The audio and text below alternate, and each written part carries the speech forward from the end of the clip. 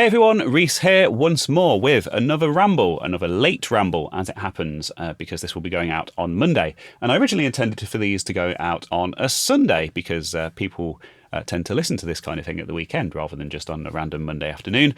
But I've been completely unprepared once more. Also had another busy weekend and not had time to sit down and record anything. So yeah, this is going out today. Now, if I was a smart man, I would also queue up next week's and record that this week during the week, so it's ready to go. But it remains to be seen whether that will actually happen. I guess you'll have to see on Sunday. But today I wanted to talk about a very ill-advised topic that a lot of people are going to hear first mention of, and they're going to say, "Oh my God, why is he talking about that? You should not get involved with this whole debate." But I'm going to because I want to. I want to wade in, and it's not how it might initially seem as well. So just hear me out.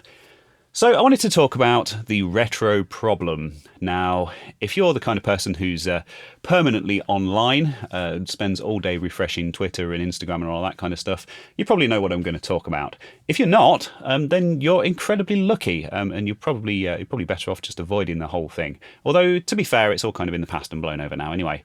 But I want to use it as a reference point for something else that I want to talk about, something that should hopefully all make sense in the end, and in the usual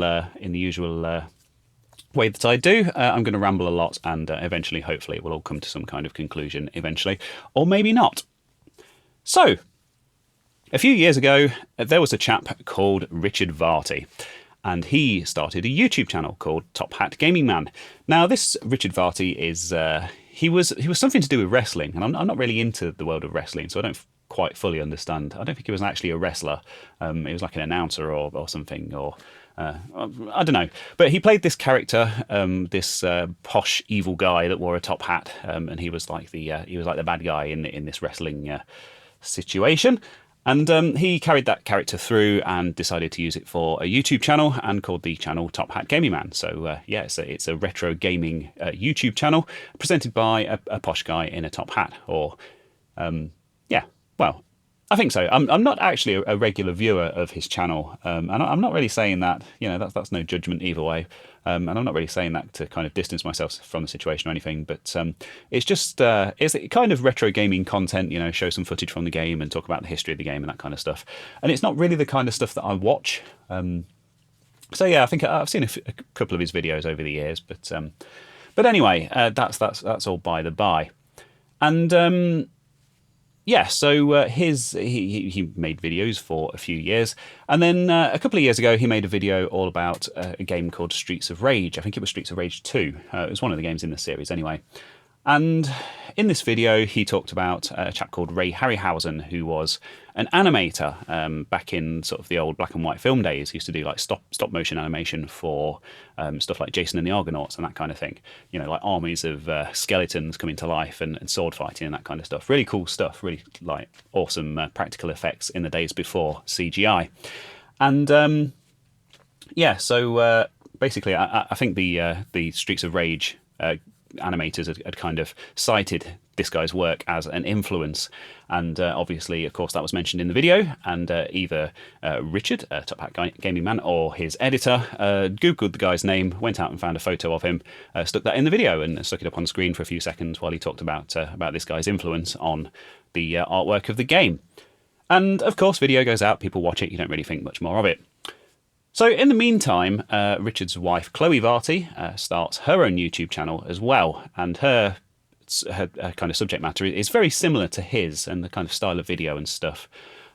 She stood there in front of the same kind of the wall of games, their collection that they own, talking about the history of games and showing clips and pictures and that kind of stuff.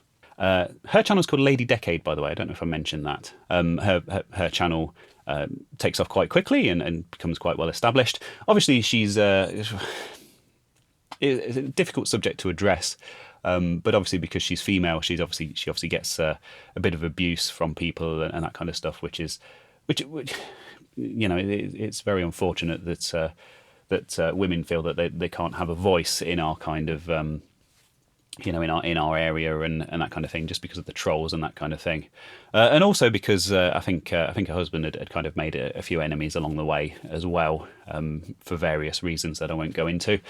and had a lot of the same sort of criticism directed at her and at her channel. So yeah. So anyway, it's a couple of years. They're away on holiday, and they receive a letter from a photographer. Photographer's name is Martin McNeil, and he took the photo of Ray Harryhausen that was used in Top Hat Gaming Man's video. But yeah, on his channel, obviously he'd used this photo for this Streets of Rage video. Photographer finds out, contacts him, and says, "Oh, by the way, this is a copyrighted commercial work. Here's the bill for the license retrospectively." And the bill's for like 470, it's just under 500 quid. And I should mention that I mentioned a little bit about my day job in the previous episode, and hopefully you'll see where this is going. And I do a bit of work for a food production company. Well, another one of my customers is in the world of like retail, interactive demos, demoing the latest hardware, that kind of thing. So if you go into Harrods in London and you go to Samsung's flagship electronics store on the 5th floor, you'll see a load of small touchscreens next to all of their TVs and their home cinema systems and that kind of thing. And they're running a HTML interface that my company made.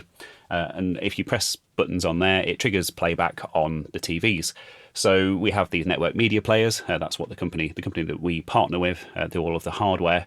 We do the software side of it. We have these network media players, and yeah, essentially as a potential customer, you can go in there and you can say, okay, I want to see what a football match looks like on this thing, or a movie or whatever. And for that, the agencies that we work with to produce that content, we have to license it. So we've got clips from Formula One, we've got Premier League football, we've got movies like Marvel and Disney and latest movies, stuff that's very fast moving, very loud, very colourful, just to sort of demonstrate the best of what these TVs can do. And we've got these in Dixon's stores all over the country. We've got them in John Lewis stores. I think there's some in Selfridges, also in London. They're all over the place, and they're running various different types of content depending on the devices that we're demoing and that kind of stuff. And essentially where I'm going with all this is that sometimes an agency will use placeholder content. They know that we're going to have sport on there, and they know that we're going to have a movie on there. But it's not been cleared yet with the rights holders, and so they send over a placeholder, and we kind of use that to test the system. And there have been times in the past where that has actually gone out to, somewhere. There are various different agencies involved, and at some point in the chain, some communication hasn't happened, and we've been sent content that we thought was final. We've put that out live, sort of into retail stores, and then we've had pushback from the rights holders who said, by the way, you haven't paid for the license for that, and we've either had a bill or we've had to change it very quickly before we get the bill. But in cases where stuff's been out for a very long time, obviously, of course, you're kind of expected to pay to use that retroactively. And that's very, very common in the world of sort of commercial content. So when they received this letter from this photographer saying, by the way, I own the rights to that photo, the New York Times website where you found that photo paid me this amount for it. So I think it's only reasonable to expect you to pay up. And so this was all aimed at Top Hat Gaming Man on his channel, and his wife Chloe, Lady Decade, she went onto a Discord server, and she was talking to some fellow YouTube creators and saying this is all completely unreasonable, and they were kind of talking back and saying, well, just don't say anything publicly, just kind of get the situation straight. You're probably going to have to pay for this, or at least talk to some kind of legal representation and kind of find out where you stand on it all. And then kind of completely out of the blue, completely unexpected by anyone in the community, she puts out this video where she's crying and saying, oh, we're being extorted and this guy's being completely unreasonable. Doesn't mention the guy's name, but essentially leaves enough clues in there that people immediately track him down and track down all of his social media accounts. And all of a sudden, this guy's being sent death threats and all kinds of stuff, of course. Obviously, there's no way of knowing how legitimate they are, but incredibly unpleasant thing to have to go through just to be expected to be paid for your work, kind of thing, which is ultimately what he was doing. They particularly took offence to the fact that he'd used YouTube's copyright claim system. The copyright claim system can be a bit heavy-handed. It can have videos taken down, and if a claim turns into a strike, then if you get 3 of those, then your whole channel can be taken down. It's obviously quite a scary situation for a content creator to be in, to receive those strikes and those claims. But again, it's the system that YouTube have in place, and as a copyright holder, that's the process that you go through to get paid for your content. So 2 sides to that coin, as there are with everything. So that's the situation. Now you're going to say, well, why are you talking about this? Because this was last year. It's all dead and buried. Nobody's talking about this apart from the small group of trolls that are constantly trying to bring it up and cause trouble and draw divisions, drive a wedge between people in the community, and use it as leverage. These are people that didn't like Top Hat Gaming Man and Lady Decade in the first place, and have obviously seen this as an opportunity to say, look, you see, we were right all along. Not defending them, not defending the trolls, not picking sides at all. I hope this has all been fairly neutral so far. Now, the reason I raise this subject is because it relates to my retro problem. Now you're going to say, well, has this happened to you? Have you kept it all quiet? Are you being trolled by people? That kind of thing. And my problem at the time was that I got really obsessed with this. So like I say, there was this small group of trolls that were just stirring up trouble. Some of them were making videos attacking various people involved, constantly just stirring up, like I say, divisions on Twitter and trying to say, look at these people. They're exploiting their audience. This guy's shoved a camera in his crying wife's face to try and get money out of people. And look, here's evidence that they've been trying to push their Patreon in the past and trying to get money out of people, and look, they've got all these thousands of pounds worth of games, and aren't they evil, and that kind of thing. And no matter which side you choose to be on, and the really smart people in this situation are the people who didn't pick a side. The famous line from War Games, the only winning move is not to play. But yeah, I was obsessed with it. There were people making videos about it. I was watching them all as soon as they came out. I was sending links to people. I was messaging people saying, "Oh God, look, have you heard this? Look at the latest development," kind of thing. And it's incredibly unhealthy, this whole social media thing. This whole becoming so emotionally invested in someone else's business that doesn't affect me. And a few of my sort of fellow YouTubers and content creators, I guess I call them. Also, they actually got caught up in this to the point where they felt the need to make videos on their channels and say, look, I've worked with these people in the past, but I'm definitely not going to work with them again because they're bad and they're wrong. And, I'm really sorry about all this. And then, of course, the same trolls that were demanding that they put stuff out addressing this situation turned on them and started attacking them. And they were like, oh, this isn't good enough. You need to make a stronger statement. And I can't believe that you've worked with them and all this kind of stuff. And it's like... It's crazy. This terminally, perpetually online social media, parasocial bullshit that some people get wrapped up in. And like I say, I was guilty of it myself. And anyway, a few weeks back, I decided to. This is actually not really all that connected to this, but a few weeks back, I decided I'd take a bit of a break from Twitter specifically. I was spending a lot of time on there. Stuff like this. I mean, that's just an example, but stuff like this that I was just getting carried away with, and I just thought, I need to get on with my job, and I need to get on with making these videos, and this isn't a good way to live your life. So I actually deleted the Twitter app off my phone, and I usually have a pinned tab with Twitter on. I use Firefox as my browser, and I unpinned that. So obviously that, just to break that kind of habitual, just clicking on it when I've got a spare second, and just think, oh, I'll just have a scroll through. And there were even like specific accounts that I don't follow, but people who were kind of involved with the drama and who were reporting on this drama, and I was actually specifically going to their accounts just to see what they were saying. Part of it was because I was quite close to some of the people who were involved, and I was a bit concerned that maybe my name would come up at some point, even though I don't have any kind of connection to it. But it seemed at one point that they were just going after anyone and everyone. Obviously some of those people are people I would include among my friends, and seeing people sort of bad-mouthing them and saying bad things about them online was, it was like, this isn't on. Anyway, yeah, I'd unpinned the Twitter pin tab that I had, deleted the app on my phone, and went back over to Mastodon. I post quite regularly on Mastodon, by the way. I'm on oldbytes.space on that instance.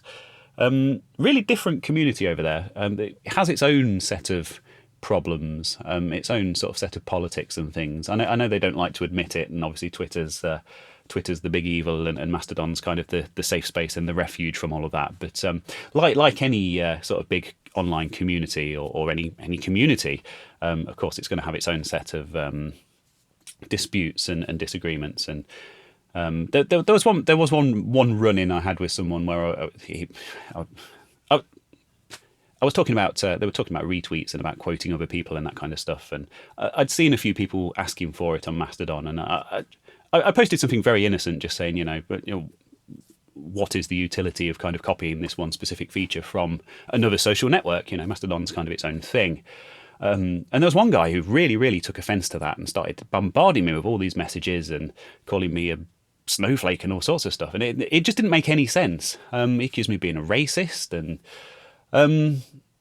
this was all long ago. This was before kind of this latest instance, but it's just an example that any online community has its fair share of idiots. So yeah, I was off Twitter for a few weeks, and then the other day I went back on there because I had a video to promote, and I saw that I'd had some messages and things. I'd done the Xbox video, and I had a message from someone in that community, which was really nice, giving me a load more sort of background information, which was really helpful. Got chatting to the guy, really nice guy, and I thought, maybe Twitter's not so bad after all. So I tweeted. I don't actually have it up in front of me. Let's get this up so I can just quote it properly. So the tweet that I put out was, as someone who makes YouTube videos about various systems, you start to get a feeling of how friendly each community is to outsiders. Dragon32 people, good people. Auric people, good people. OG Xbox people, good people. I guess people recognise when you put the work in.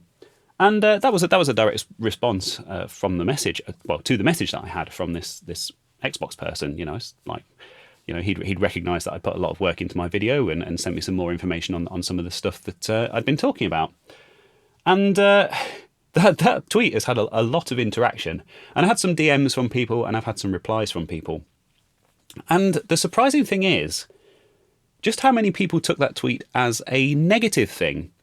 So I just wanted to sort of shout out 3 specific communities that I'd had good reactions from in the past when I'd kind of covered their stuff. 280 character limit, so that tweet was close to that limit, so I couldn't mention everyone. But some people, I don't want to name any specific people, but some people thought that, I haven't specifically named specific communities because this tweet is like a thinly veiled attack on them. And then it led to a whole debate about some people saying, some people in this community that are bad, but they're not all bad. It's the same with all communities, which is absolutely true. And I was really surprised that I could take a tweet that was intended to be quite positive, and just say, aren't these retro communities great people? And some people would read that and take offence to it and think that I was implying something negative and maybe even kind of intending it as a kind of veiled attack on people. And I think that's the problem with Twitter. That is what it all boils down to, and that is what I've basically spent the past, 15, 20 minutes trying to get to the point of. You tweet something on Twitter and you have to be so careful about what you say because people just seem to think that it's a negative place by default. And it's true, it can be a dumping ground for all sorts of negative emotions, people shouting into the void, their form of therapy. And you read something and, you've only got 280 characters, so you've got to keep it incredibly brief. And, you can't necessarily go into nuance and stuff like that. And you see people tweeting these things, and for some reason, some people just assume the worst for everything that they say online. And I can't say I blame them. It's not, it's not some kind of indictment of them as individuals. It's just the system of as a whole. And the environment that it's created. These social media echo chambers, these culture wars, this us versus them bullshit attitude that we're kind of forced, because ultimately it's all good for engagement. You know, you get people arguing, and they're going to sit there and they're going to back and forth at each other, and that means they spend more time on the site. It means they post more stuff. It means they engage more with other people's stuff. And ultimately, it means they look at more adverts and make more money for that platform. And that's why that stuff ends up just taking over completely, because ultimately it benefits the people involved. So that's my rant about that. So I want to spend some more time away from social media, really, and just kind of concentrate on videos. Ultimately, I think in the early days of a YouTube channel, one of the best pieces of advice is to engage with your audience. And I really try to. I try to respond to everyone. But it gets to a point where a lot of that stuff is quite negative. YouTube comments and stuff like that. I don't share any of my negative comments anywhere, even with friends or in YouTuber groups or on social media, that kind of thing, because ultimately those people just want attention, and they just want to perpetuate negativity. And all you're doing by sharing that, all right, it's good to vent and it's good to get it off your chest, and sometimes it's good to say, what the hell is this idiot talking about, kind of thing. But ultimately it's perpetuating that, and it's giving them what they want by kind of giving them more of a platform. So I refuse to do it. But I did have a negative comment just the other day from someone picking fault with a particular phrase that I'd just come out with. That was it. That was in an unscripted video as well. I can't even remember what it was now. But yeah, there's some people that get like triggered by certain turns of phrase and certain words, and particularly as like a British person making YouTube videos, sometimes people will, if they're not British, and I say something that's quite common in British English, but not where they're from, they'll be like, oh, they'll pick fault with that, and they'll criticise that, and the inverse also applies as well. I get fellow British people who watch my videos, and when I say things that they deem to be not British English, American phrases that are kind of slowly starting to creep into British English, they take offence at that. So, I mean, ultimately, what you need to do on YouTube is just be yourself, do what you do. So not everyone's going to like it, but the vast majority of people who watch regularly are going to like it.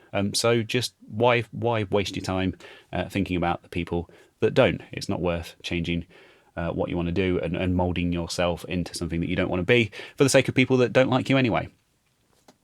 So that's Reese's motivational speech out of the way.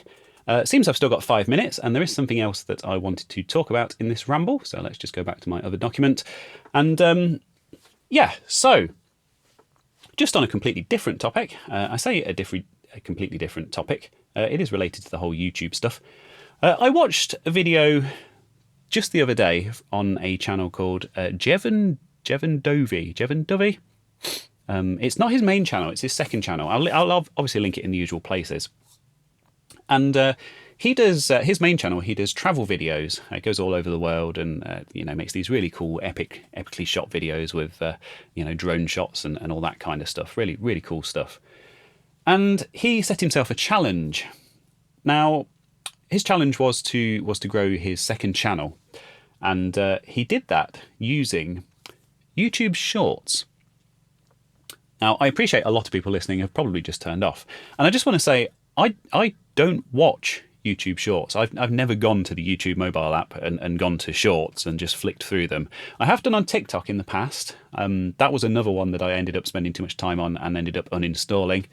And I still do occasionally on Instagram Reels. I think they're a bit less kind of engagement baity and a bit more. I don't know if it's just the stuff that the Instagram algorithms kind of learnt about me and the kind of stuff that it recommends to me. But I do find those maybe slightly better quality and slightly less kind of compulsive viewing for some reason. I'm not quite sure why. But sometimes you just want to turn your brain off and just flick through some stuff and see some funny cats or whatever. There's no harm in that. So yeah, on the subject of this video by Jevon, he released 30 shorts in 30 days. So he picked a month, he made 30 YouTube shorts, and over the course of that month, he released one short per day. Now, the first week or so, he got very, very few views on them. It didn't really make much difference, but he stuck at it, carried on releasing them. And then all of a sudden, he saw this huge burst of growth on his other videos as well on his channel, not just on the shorts. The shorts did kind of feed back into themselves, and of course, the way that they work, if you see, well, the way it works on Instagram, I presume it's the same on YouTube because they just copy stuff from other people now rather than coming up with their own original ideas. The way it works, basically, you see something that you like, you find it entertaining or informative or whatever, you like it, you flick through to the next one, and the algorithm says, okay, they like this video, I'm going to recommend some more similar to that. And it will recommend videos generally by the same creators that you've already liked, because obviously people, their channels tend to cover similar subject matter in a similar style. So if you liked one of their videos, you're probably going to like one of their other videos. And that's true of YouTube as a whole as well, obviously not just shorts. So that's exactly what he did. And after the first couple of weeks, his shorts started getting like millions, like literally millions of views. And that was all feeding back into his normal videos on his channel as well. And he was getting more subscribers and he was getting more views on his videos and more likes. And just kind of grew the whole thing. It was like a like a growth hack for his channel. So I saw that and I thought, well, I'm starting to err towards having aspirations of world domination, really. This is probably the first time I've mentioned this publicly, but my YouTube channel up to this point has been, I make the videos that I want to make and the kind of videos that I want to watch. And I'm really proud of my videos. I go back and, obviously I don't go back and watch them all the time, but when I do need to go back and watch them because there's a bit of information I want to mention again or whatever, I sit there and I think, this is a good video. And that's probably quite narcissistic of me, isn't it? But just kind of proud of my own work and what I put out. And I just think, yeah, this is good. This benefits YouTube and society as a whole. The fact that this thing exists. I know I've got a huge ego. I'm a YouTuber. What can I say? But I think up until this point, I've just been doing it just for the love of making the videos, and because I'm already playing with this stuff. And making a video kind of enhances that for me. It's like an extra dimension to this hobby that I do, and kind of it makes it even better for me because I also enjoy the process of putting videos together. I mean, that's why I spend a lot of money on equipment and a lot of time, editing and researching and that kind of stuff. And I want more people to see those videos, because I'm proud of them and I think people will like them. And I think it's an incredibly competitive environment on YouTube and it's quite hard to get seen and to get your voice out there. So I thought I'll try it. Let's do this 30-day daily shorts challenge. And so that's what I'm going to do in April. And I have, how many shorts have I got so far? I think I've got 6 that I've finished completely. They're uploaded, they're ready to go. I'm going to schedule those to release, for the first 6 days in April. I've got 4 more that I've fully scripted. Of course, these videos are less than a minute. Some of them are as short as 30 seconds. They reuse existing footage, so I just go back to the old project. In this case, I did the 7 Atari rarities and prototypes video where I looked at some old, interesting, rare Atari controllers from over the years. I looked at a prototype Pac-Man cartridge, Pong machines, the video music, all stuff I've kind of done before. And of course, I've got loads of B-roll footage in that project, so it's a case of take what I said in that video about that thing, condense it down to less than a minute, record a very quick voiceover, and I literally am just doing these in one take, not fanning around with all the editing and stuff that I usually do. And then just drop bits of B-roll footage on top of it. And then there's a service that I use called Happy Scribe, and I'll link that as well in the usual places.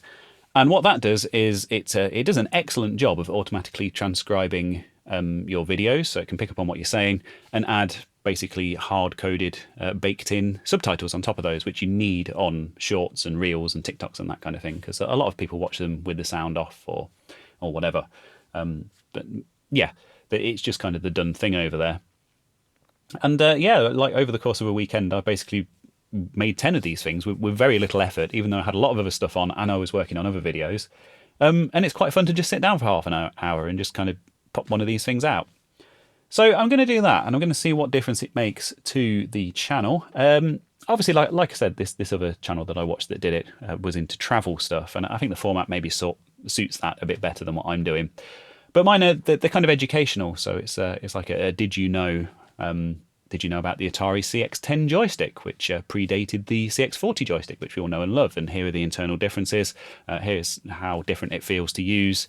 Here's the story of the console that it came with, and all that kind of stuff. And just pick one kind of small and interesting fact from each video, and just talk about it for 30 minutes to a minute. So hopefully they'll be well received. I'm not quite sure how I'm going to share those with people. So we get an option in the back end on YouTube Studio, which is published to subscriber feed and notify subscribers, I think is the wording of it. I'm going to untick that box because otherwise people will get them popping up in their notifications and stuff. And I appreciate that the vast majority of people who will sit down and watch proper long form videos aren't the same audience that will watch shorts. I think it does. Obviously, it's that overlap that you're trying to capture, really. Some people will only ever watch shorts, and that's fine. That's up to them. Some people will only ever watch proper long-form content. But there's actually quite an overlap between people who will watch both. And it's just kind of capturing that audience, I think, and also just giving the channel a bit of a boost algorithmically. And ultimately, these things they're fun to put together. I've had quite a fun time making them. I'm going to run out of content before too long because there's only a very limited sort of subset of what I've done so far that sort of translates into that format. But yeah, an interesting experiment. So I hope you will humour me. Hopefully it won't have too much of a knock-on effect on the other stuff that I'm doing. So yeah, just an interesting project. Right, I think that's enough for this week's ramble. Time seems just about spot on. So thank you very much for listening. Go and check out my main channel, Control-Alt-Reese. I think it's taken me this long to mention that this isn't my main channel. Hopefully my regular listeners will know that by now. So thank you, and that's it. Goodbye.